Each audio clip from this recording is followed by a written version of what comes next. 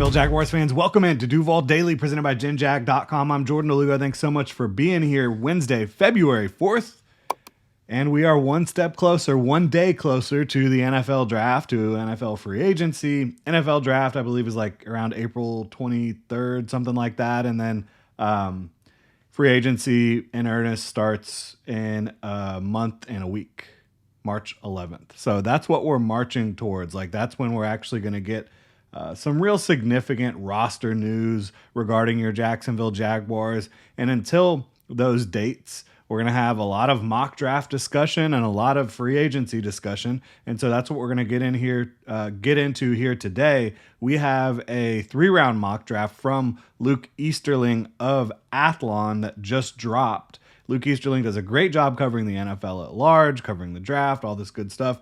And I'm excited to get into this one. Really appreciate y'all tuning in. If you enjoy the content, please like and subscribe. You can also check out GenJag.com. Pick up some new Duval gear, like the hat I am wearing right now. Got a bunch of fun hats and other t-shirts, etc. up on the site right now. So go check it out, GenJag.com.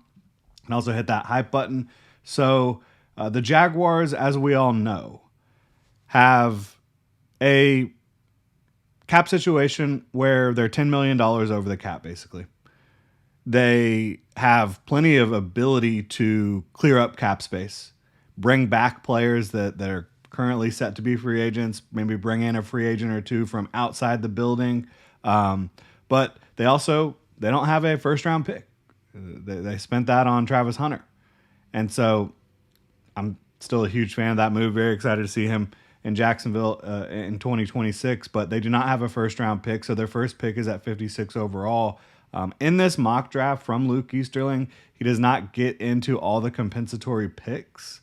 So even though the Jaguars have 56, 81, 88, and a compensatory pick in the first 2 days of the draft, they have 4 picks. Luke Easterling only went through 3 of those picks here, even though the Jaguars will have 4. So that's just something to keep in mind when we're going through this. But the Jaguars at 56 overall, he has them taking Connor Lew, the offensive lineman out of Auburn. And look, Connor Lew, I think, is a really good center prospect. Really, really good center prospect. He's young. I think he's only 20 years old. I think he's a very good athlete, got a ton of experience starting at Auburn, and has just steadily developed and looks like a starting center in the NFL. Do the Jaguars need a starting center? And I always hear people talking about, well, just take best available player. If you have 2 good players at a position, one of them is a veteran in Robert Hainsey, who is under contract through 2027. One of them is a rookie who you drafted last year in Jonah Monheim, who is under contract through 2025, 26, 27, 28. I don't really see this as a fit for the Jaguars unless the Jaguars believe Connor Lew can also play guard, which he's never done in a college game. He specifically played center at Auburn every snap of his career. So it's a little bit perplexing, but if the Jaguars watch his tape, talk to folks around him, and figure out that they feel like he can play guard as well, sure. I mean, he's small for a guard. 303 pounds is a small guard. Most of your guards, like, if you just look at the Jaguars' current guards, pull them up, like, Patrick McCary is way bigger than that. Ezra Cleveland is bigger than that. Wyatt Milam is bigger than that. These guys are all like 310 plus. So, I don't know. I don't know if he could play guard for the Jaguars. If he could, then this could make sense, because long term, you look at the guards positions. The Jaguars, technically, Ezra Cleveland could be a cap cut this year. I don't think that they want that. I don't think that that's going to be the case, but they could save like $4 million against the cap if they cut him pre-June 1, even more if they cut him after or post-June 1. And you can make, for those that aren't clear, you can make that post-June 1 cut way before June 1. Like, you can make it before the first wave of free agency. It's just that you don't get that salary cap help, salary cap relief until June 1st. So they could definitely do that. And then they've got Wyatt Milam, who they drafted last year, who can definitely play some guard. Walker Little is still in the fold, who can play some guard. I know everyone wants the Jaguars to trade Walker Little. I just don't know who's going to trade for him, honestly. That's my issue there. But yeah. And then you have Chuma Edoga still under contract right now. Patrick McCary. I think the Jaguars go into 2026 with Ezra Cleveland and Patrick McCary penciled in as your starting guards. You have Wyatt Milam, who you expect to try to ascend and compete for one of those spots potentially, I think. And Ezra Cleveland, it's his final year under contract here in Jacksonville in 2026. They could extend him if they want to.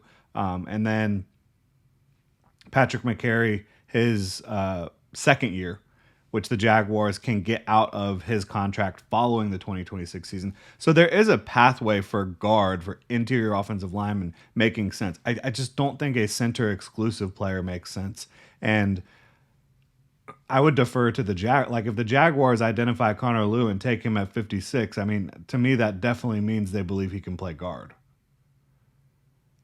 And I would defer to them on whether or not they think that that's possible. But the players that they currently have that play guard, he doesn't really fit that mold. I mean, he's just a much smaller player, and he, quite frankly, just looks like a center only based on his stature and skill set and strength level. So that's a tough one for me. Good player, though. Good center prospect. Just maybe not the best fit for the Jaguars overall. And we will get into these third-round picks. First, got to remind you all about Underdog. If you're not on Underdog yet, then you are in luck because new customers score $75 in fantasy bonus entries when you make your first $5 fantasy entry when you use the promo code Duval Daily. Playing on Underdog is easy. Just head over to the app, make picks on if a player will go higher or lower on stats like touchdowns, rushing yards, receptions, and more. You can even make team picks as well now, which is really exciting. I love doing the team pick function, but this week I'm looking at the big game, obviously. I'm looking at the Seahawks probably to beat the Patriots, and I'm definitely looking at Jackson Smith and Jigba to go higher than half a receiving or rushing touchdown in that game. All about JSN. Big fan there.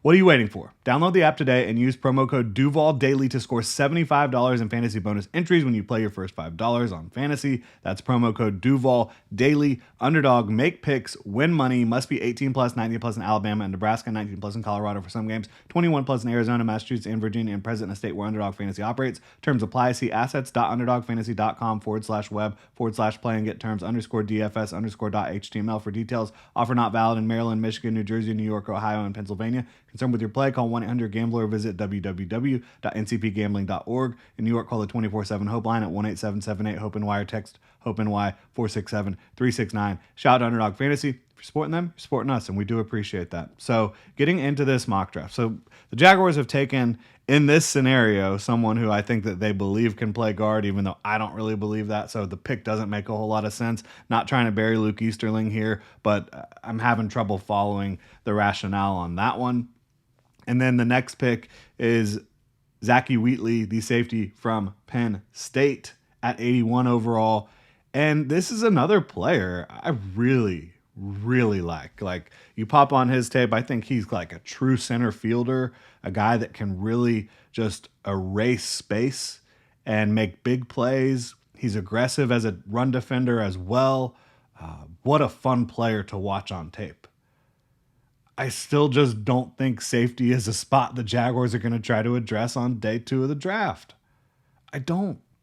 They literally have Eric Murray, who is penciled in as a starter, Antonio Johnson, who was the highest rated safety in Pro Football Focus's database last year and led the AFC along with Devin Lloyd in interceptions.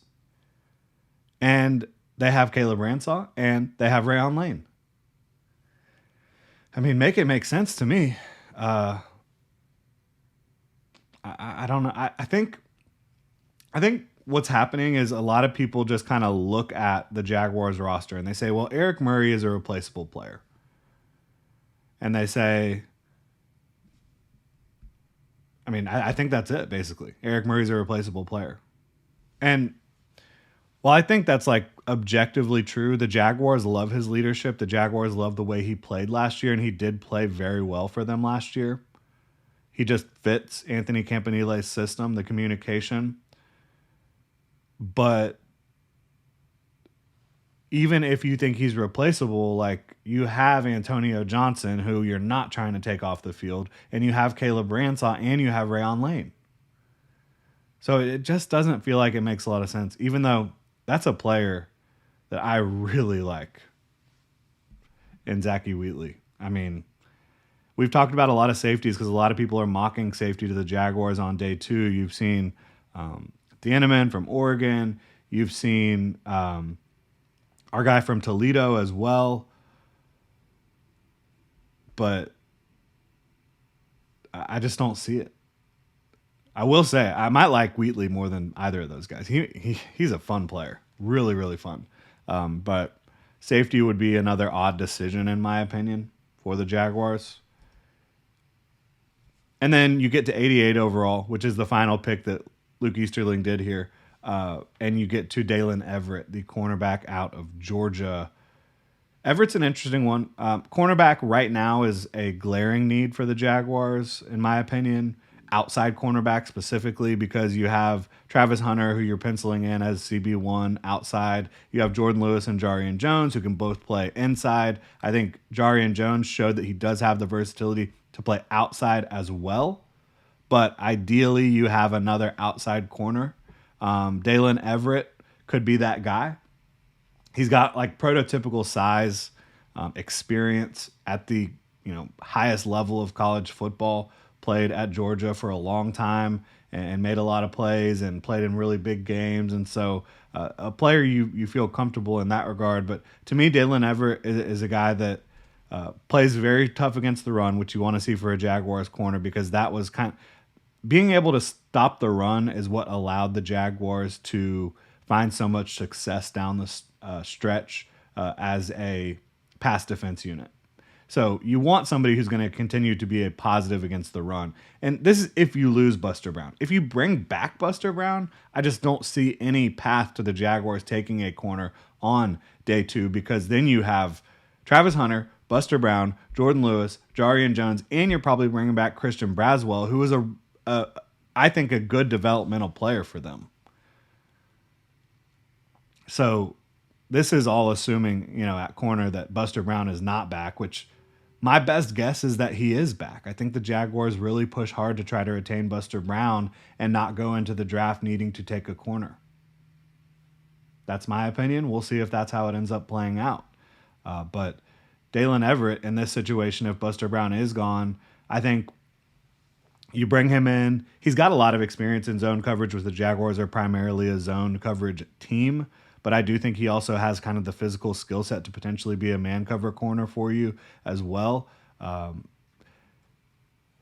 This pick to me would hinge on like what the Jaguars view from Dalen Everett from a mental standpoint. Because we've seen he has the physical ability to play corner in the NFL. We've seen him do it at the highest level in college. He has the height, the weight, the speed, the experience. Do you think that he can be an asset mentally in your defense? Because that's where Buster Brown thrives. I mean, he's not the biggest, strongest, fastest, any of those things, but he is so honed and trained, and just his mental processing and understanding of the scheme is so high, and his work ethic as well, that's why he thrives. Can Dalen Everett be that type of guy too? I don't know. I don't see as much of the incredible zone instincts from Dalen Everett that I see from players like Chandler Rivers, Chris Johnson, D'Angelo Pons. And he's much bigger than Pons and Chandler Rivers. But it's not always the size of the dog in the fight, but the size of the fight in the dog. And in zone coverage, a lot of times it's about just your ability to understand what offenses are trying to throw at you. So that would be the key thing there for the Jaguars and their potential interest in Dalen Everett if Buster Brown does leave, is do they believe he has the mental acuity and sharpness? And I'm not saying he doesn't. I'm just saying I don't necessarily see that as much. I don't think that pops as much as some of the other guys that we just talked about at the cornerback position. So overall, Dalen Everett, cornerback, that could make a lot of sense for the Jaguars. Zachy Wheatley from Penn State, the safety, I love the player. It's funny because the one pick here that like actually makes sense for the Jaguars' current roster construction is Dalen Everett, but it's also my least favorite player. I really like Zachy Wheatley. I really like Connor Lew at center. I just don't think that Connor Lew is a fit for the Jaguars at center. I think Jonah Monheim is going to be a good starting center once Robert Hainsey is no longer the starting center in Jacksonville. I really do. I like his game a lot. And Wheatley, I like him a lot too, but like the path to him being a starter is either Caleb Ransaw not being able to cut it, which I don't believe that's the case. The Jaguars moving on from Eric Murray, which they definitely could after 2026. There's no guarantee of that. Or the Jaguars letting Antonio Johnson walk after 2026, which I don't think that they should be interested in that. So, again, just kind of a couple puzzling picks and one that makes sense but might not be my favorite actual potential corner for the Jaguars in that spot. Let me know what y'all think in the comment section below. If you enjoy the content, please like and subscribe. Y'all have a good one.